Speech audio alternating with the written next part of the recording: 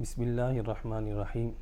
पाकिस्तान के मौजूदा chief justice Faiz ईसा की उसकी अदालत में कोई केस है कि जो फैज़ाबाद के हवाले से है, उसमें शेखुल हदीस व तफसीर हज़रत अल्लामा मौलाना ख़ादिम हुसैन रिज़वी रहमतुल्लाहि तआला अलैह का नाम लिया गया, तो उसके साथ लफ्ज़ हाफिज़ लगाया गया।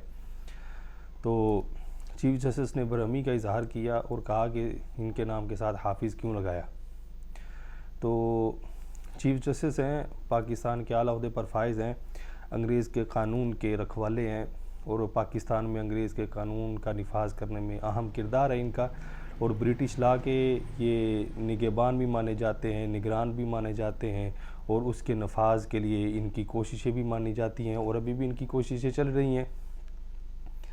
तो ये अंग्रेज़ के कानून को पढ़ के 10 साल, 20 साल, 30 साल अंग्रेज़ के कानून को पढ़ते हैं, फिर जस्टिस कहलाते हैं, फिर चीफ़ जस्टिस बन जाते हैं और फिर प्रोटोकॉल लेते हैं। आगे पीछे इनके गाड़ियाँ होती हैं, आवाम के टैक्स के पैसे से ये मराहत हासिल करते हैं, तनख्वाहें लेते हैं। फिर जब ये रिटायर्ड हो जाते हैं तो फिर दूसरे ममालिक में जाके ये क़याम पज़ीर हो जाते हैं और फिर भी पाकिस्तान के अवाम के खून पसीने की कमाई से इनको मराहत और पेंशन वहाँ भी पहुँचाई जाती हैं। और हैरत की बात यह है कि आप अंग्रेज़ का कानून पढ़ के ख़ुद को चीफ़ जस्टिस ऑफ पाकिस्तान कहलवाएं और आपको इतराज़ है कि जो हाफिज़ कुरान है अल्लामा ख़ादिम हुसैन रिज़वी साहब रहमतुल्लाह अलैह, उनके साथ लफ्ज़ हाफिज़ क्यों लगाया गया। तो चीफ़ जस्टिस साहब, अगर खैर आपकी तो तबीयत में वो बात शामिल नहीं होगी कि कोई आप पर एतराज़ कर सके और आप उसका जवाब दे सकें, क्योंकि आगे से यही बात होती है कि आपको तौहीन अदालत याद आ जाएगी या आपकी ज़ात ऐसी है कि वो पवित्र ज़ात है कि कोई उस पर लफ्ज़ ना उठाए, जिसने उठाया है तो फिर उसको उठा लिया जाए या उसके सज़ा दे दी जाए या इस तरह के कोई मामला आप करेंगे और करते रहें, क्योंकि आप तो पवित्र लोग हैं, आपको तो कोई कुछ नहीं कह सकता ना, आप जस्टिस ऑफ पाकिस्तान है। ये मैं अर्ज़ करता हूँ कि आप अपने नाम के साथ लफ्ज़ काजी लिखवाते हैं, काजी फ़ाइज़ ईसा। क्या आप अपनी मसनद पर बैठकर ख़ुद को काजी साबित कर सकते हैं? जबकि लफ्ज़ काजी तो उस शख्स पर बोला जाता है जो शरीयत रसूलुल्लाह सल्लल्लाहु अलैहि वसल्लम का आलिम हो और आमिल हो, उस पर लफ्ज़ काजी बोला जाता है। आप किस मुँह से लफ्ज़ काजी लिखवाते हैं? क्या आप इसकी वज़ाहत अपनी कुर्सी पर बैठ कर दे सकते हैं? आपकी क़दात का आलम तो ये है कि जब आप अपने ही जज और वकील और हम असर जो आपके जस्टिस वगैरह उनसे पूछते हैं कि आप इस निज़ाम से मुतमिन है, तो कोई भी आपकी हिमायत में हाथ खड़ा नहीं करता, ना आपकी हाँ में हाँ मिलाता है और उस वक़्त आप पता नहीं कैसे वहाँ पर बैठे रहते हैं और ख़ुद को फिर भी काजी कहलाते हैं, जबकि कोई बंदा आपके निज़ाम से आपके ही इदारे वाले मुतमिन नहीं है और आपको इतराज़ है तो मौलाना ख़ादिम हुसैन रिज़वी रहमतुल्लाह अलैह के साथ लफ्ज़ हाफिज़ क्यों लिखवा दिया, क्यों कहा गया उनके नाम के साथ लफ्ज़ हाफिज़। आपको इतराज़ है तो इस बात पर है।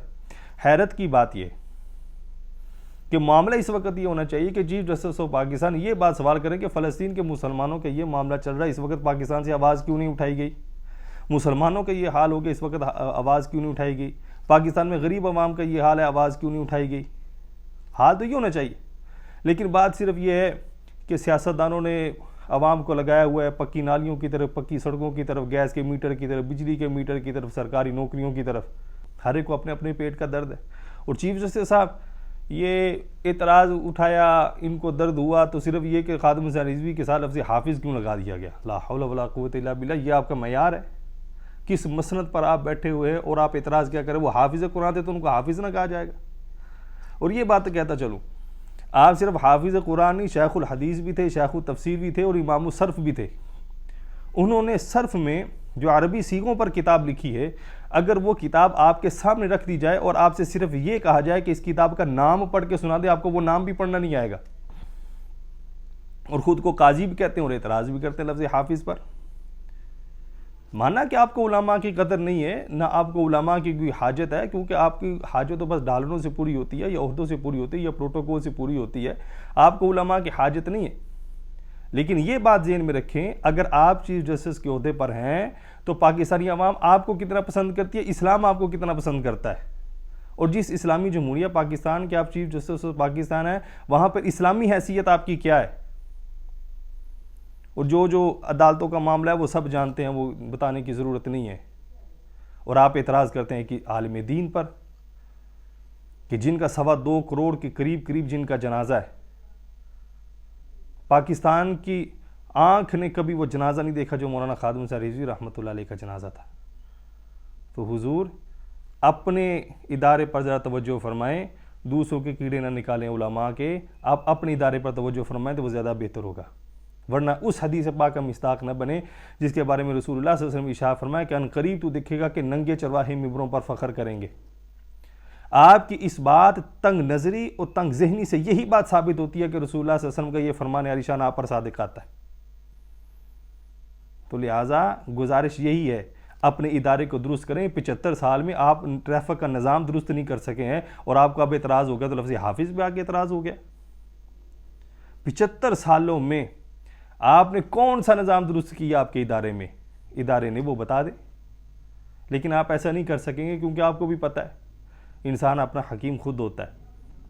लिहाजा गुजारिश यही है कि मौलाना खादिम हुसैन रिज़वी रहमतुल्लाह ताला अलैह आप शेखुल हदीस व तफसीर थे, आप इमाम मुसर्फ थे, आलिम बाअमल थे और खुदा ने आपकी आवाज़ में इतना रोब दबदबा और तासीर रखी थी कि मुल्क पाकिस्तान में बैठे हुए आपकी आवाज़ के साथ कुफर के ईमान लरजते थे।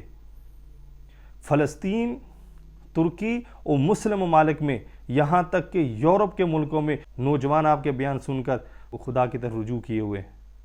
और अब हैरत की बात, आप ये कहते हैं कि लफ्ज़ हाफिज़ नहीं निकालना चाहिए।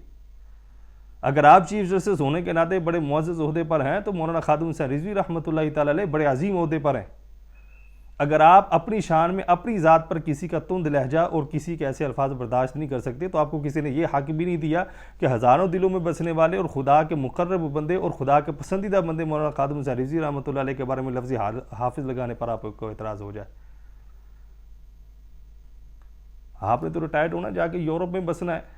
आपका मुल्क पाकिस्तान में तो काम ही कोई नहीं, स्टैंडर्ड ही नहीं है आपका मुल्क पाकिस्तान में रहने का। और वो ऐसा मर्द कलंदर के दुनिया से चला गया। यूरोप के लोग, इंग्लैंड के लोग ये कहते रहे कि आप हमारे पास एक दफ़ा आपने फरमाया कि मैं कभी काफिर की सरजमीन पर पाँव नहीं रखूंगा।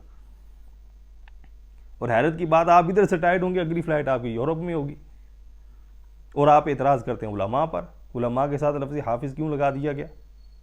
तो खुदारा ऐसे अल्फाज ही आप गुरेज करें तो ये बेहतर है, वरना आपके निज़ाम में तो आपके जो लोग हैं वही हामी नहीं बनते। तो अगर आप इस तरह के अल्फाज इस्तेमाल करेंगे तो मजहबी तबका तो आपके और ख़िलाफ़ होगा। लिहाजा जो आपका काम है आप वही करें, जो है हैसियत है वही रहे।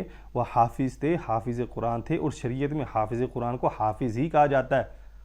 जिस तरह आप में काजी की कोई बात नहीं है लेकिन आप फिर भी ज़बरदस्ती लफ्ज़ काजी लिखवाए हुए हैं तो आपको उस पर कोई इतराज़ नहीं, तो सबसे पहले लफ्ज़ काजी अपने नाम से हटाए ना, अगर आपको हाफिज़ पर इतराज़ है तो। लिहाजा चीफ जस्टिस ऑफ पाकिस्तान, उनसे ये गुजारिश है कि ऐसे मामला से गुरेज करें, किसी आलिम दीन पर तानु तशनी न करें। आप पर लाजिम है कि आप उम्मत मुहम्मदिया सल्लल्लाहु अलैहि वसल्लम के एक आलिम का नाम अदब के साथ लें। अगर आपके पास अदब जैसी दौलत नहीं है तो जो खुदा ने उनको मर्तबा अता फरमाया हुआ है उस मर्तबे को कबूल करें, क्योंकि आप इस्लामी जमहूरिया पाकिस्तान के चीफ जस्टिस हैं, कोई इंडिया के चीफ जस्टिस नहीं है कि आपको उलमा से चिढ़ हो, उनके वो अलकाबात से चिढ़ हो। अल्लाह रब्बुल इज़्ज़त आपको सही मानों में जज बनने की तौफीक अता फरमाए और आपके ज़हन में जो उलमा का तासुब है खुदा ताला उस तासुब को दूर फरमाए। अस्सलामु अलैकुम व रहमतुल्लाह।